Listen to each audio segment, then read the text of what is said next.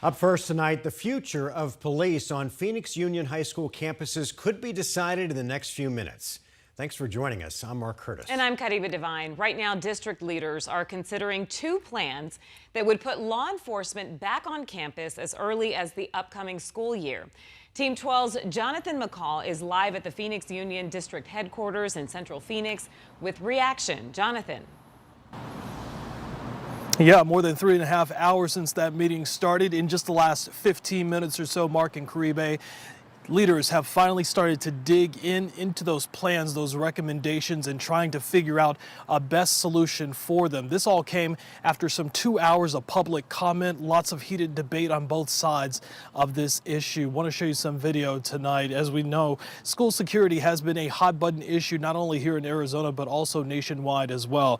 Tonight's meeting comes after nearly a year of meetings, studies, and recommendations on how the district's governing board will best find security for this district. They will have to now decide between two possible plans that would both place law enforcement on campus. One plan to bring officers on campus came after a district school safety committee formed after a shooting scare at Central High last September. Another plan by governing board member Jennifer Hernandez would limit the number of officers to patrol campuses to just 6. Her plan would also form a complaint system that would allow officers to be reported for misconduct along with other activities. It would also include a student bill of rights and specific criteria in which officers could be selected to patrol the campuses. Safety for the district's 23 campuses and 28,000 students has been a concern since that scare last September, but the issue becoming even more prevalent after a 15-year-old student at Bostrom High School brought a loaded AR-15 rifle onto the campus nearly 2 weeks ago. Tonight, during that meeting, we heard from the school's principal about that moment and why she says officers are needed on that campus. No staff, teacher, faculty, office, admin, security should be in a situation where they have to de-escalate an individual that has a weapon.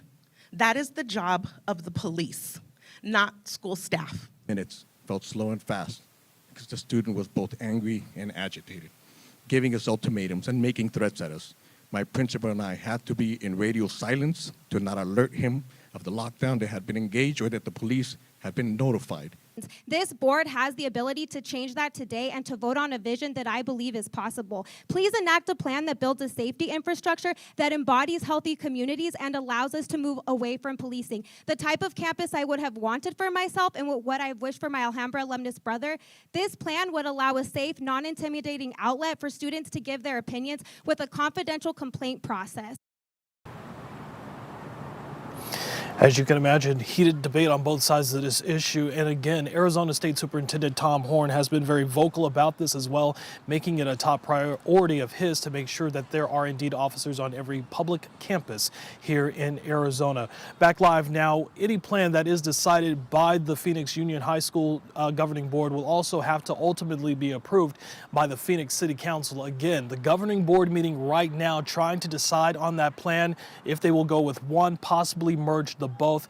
We will continue to monitor what happens throughout the night. We'll have an update for you tomorrow morning on Today in AZ starting at 4:30. We're live tonight in Central Phoenix.